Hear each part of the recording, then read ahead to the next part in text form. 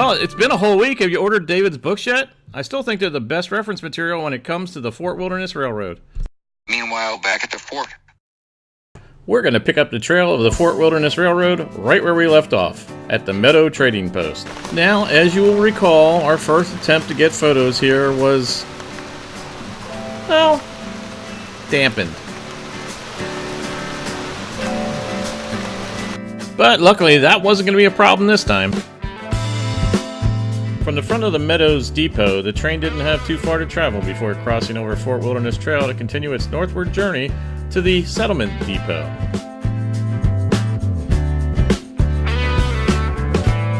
At this point, the train itself would have been running right along the front of the Meadows Trading Post and come down towards the road, but we have to follow the sidewalk.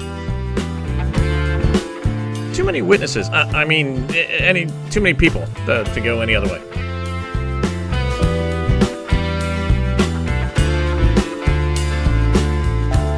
At first, it's kind of easy to spot the trail back in the woods, but then it kind of fizzles out with the overgrowth. Now, somewhere along here is where the train tracks would have moved out, closer to the street. But there's no obvious pathway here, and I really didn't want to go digging through the leaves just for some leftover ballast stones. And right in here somewhere was the original Sunny Sage Way Depot. This is where it gets way easier to follow the trail, because as we saw back in April when we got rained out, the cross ties and the roadbed ballast is still there. And here's a photo from David's book showing a train actually making that crossover.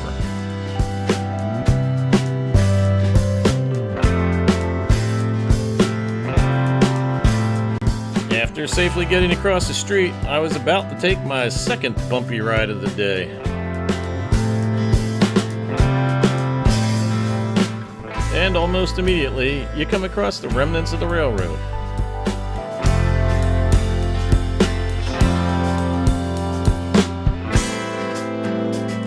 And it wasn't long before I realized that there was a lot more of the railroad ties left over here than I had been led to believe. But I believe at this point, everybody will agree with me that I'm on the right track. See, get it? See what I did there?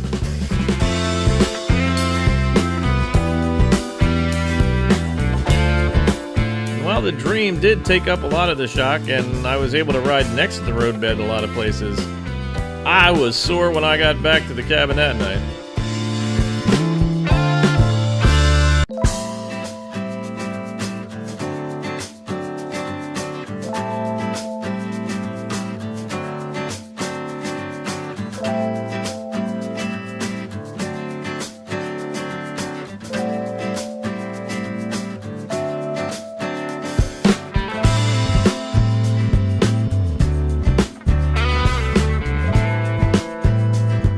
After a little bit, you come up to the walkway that connects the 700 loop and the 800 loop. It's also a pet walking area, so kind of watch where you step.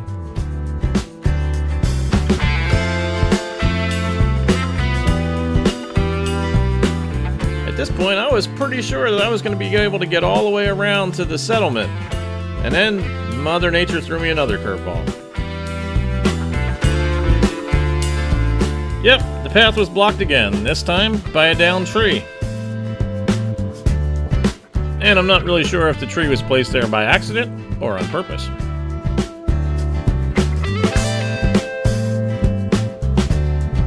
And while I was able to pop the front wheel right over the tree, I knew I'd never be able to lift the back end, so it was time to come up with plan B. And since I couldn't follow the tracks back there, heck, they could have done this for all I know. But for those of you who really want to know and are interested in the direction the railroad actually took, here's a map from David's book. His then and now section of the photo gallery book is fantastic and even provides GPS coordinates. Now, over at the settlement, the train rounded the bend out of the woods. Here's where I picked up the tracks again, finding even more ties and ballast. And here's where I introduce you to Sue Ward's video. Sue worked about every job you could have on the Fort Wilderness Railroad.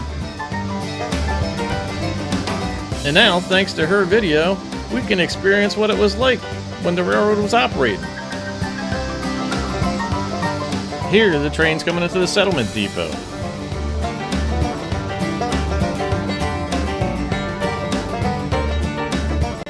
do also provide a number of pictures for David's book, helping us to experience what the railroad was like in its heyday. But let's get back to what's there now.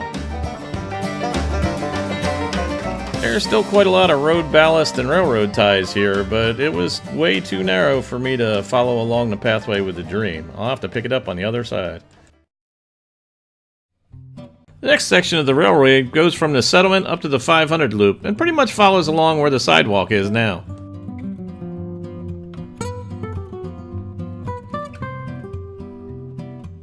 Although the train tracks weren't as twisty and turny as the sidewalk is.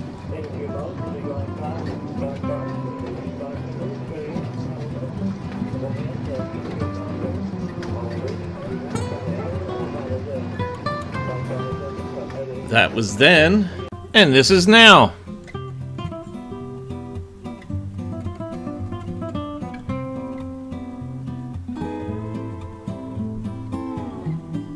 You know, this is starting to take a long time. How about we speed things up a little bit? There, that's better. Oops, sorry, I had to slow down just for a minute, because this is the 500 loop. And just past the 500 loop was the Tupelo station. Okay, back underway now.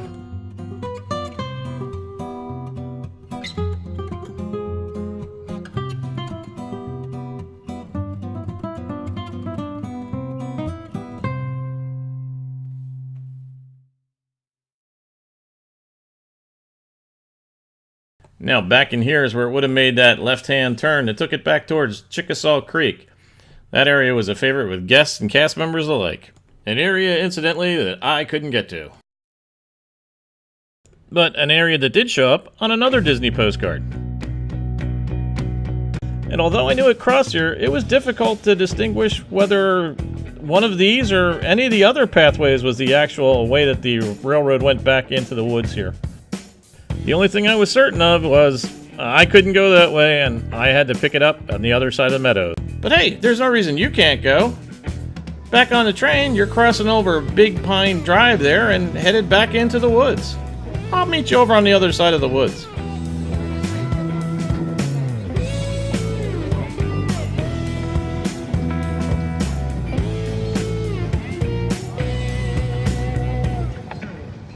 Yeah, even though I couldn't get back into the woods to see what the trail looks like now, we know what it looked like back then, thanks to Sue Ward. I really can't thank her enough for giving me permission to use her video.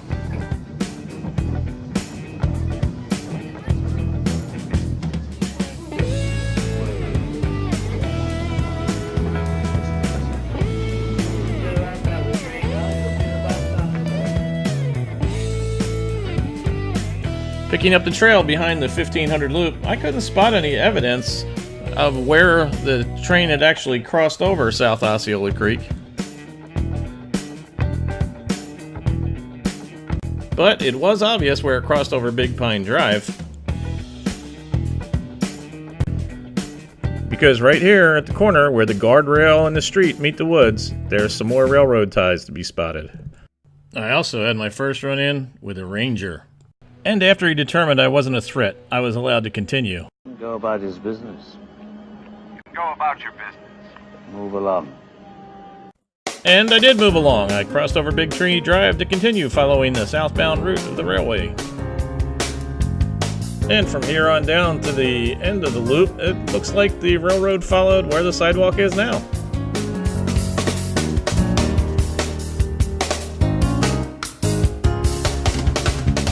At first I thought it might turn all over there by the lake, but as I looked at the map, I was assured it just followed right along the roadway.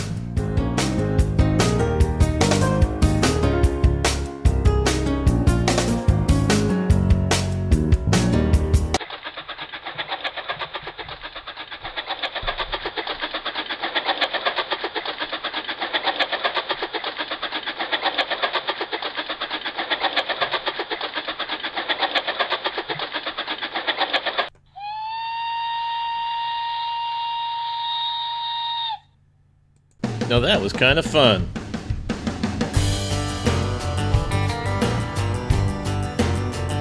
And right about here was the original Wagon Wheel Depot.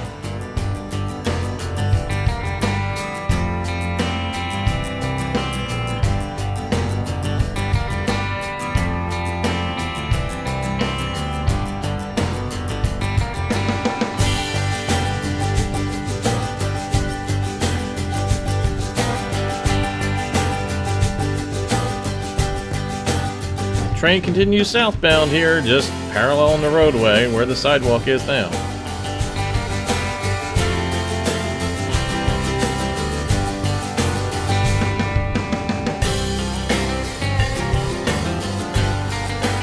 Now we're approaching where the line turned north before they built the new check-in building down at the Outpost. The tracks kind of just went straight here and joined up with the northbound tracks to complete the loop around the campground. But after I show you that, we're going to come right back here to this area, because this is where the train headed south.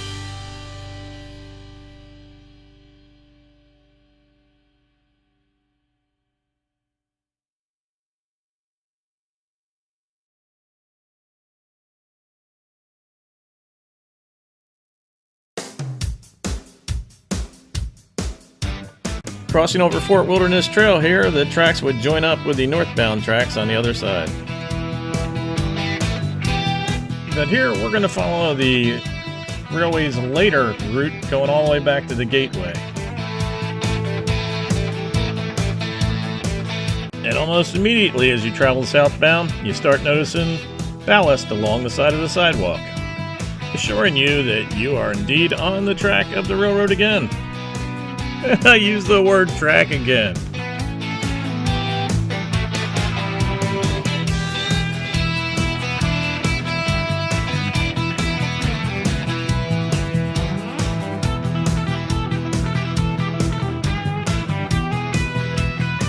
And you know, now that I'm past these bicycles, I think it's time to speed this up again.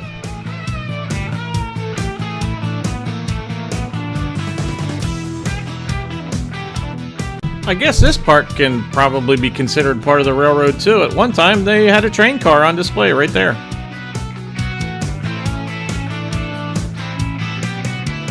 Sorry, didn't mean to slow you down, just thought you'd want to see that.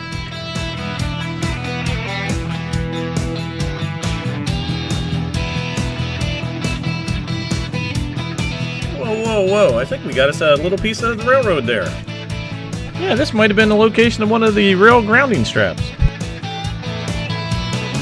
And eventually we get to the area where the railroad starts heading away from where the sidewalk currently is. So continue its path southbound.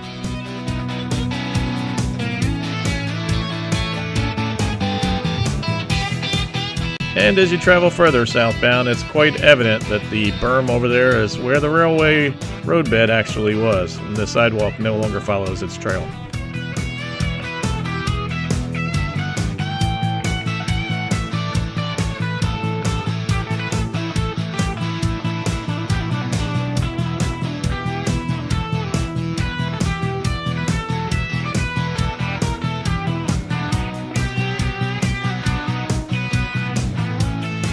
And right across the way there is where we started out our second day's trip. And sadly, our journey comes to an end here at the last remnants, where the road berm crosses over the maintenance road and heads back as it goes to make its final loop into the Outpost Depot. And while I had a really good time following the old abandoned Fort Wilderness Railroad trail, I hope you did too. I also hope that it helps you appreciate the history behind Disney's Fort Wilderness Campground all the more. And knowing that there was so much more that I could have covered, maybe there'll be a part 3 sometime.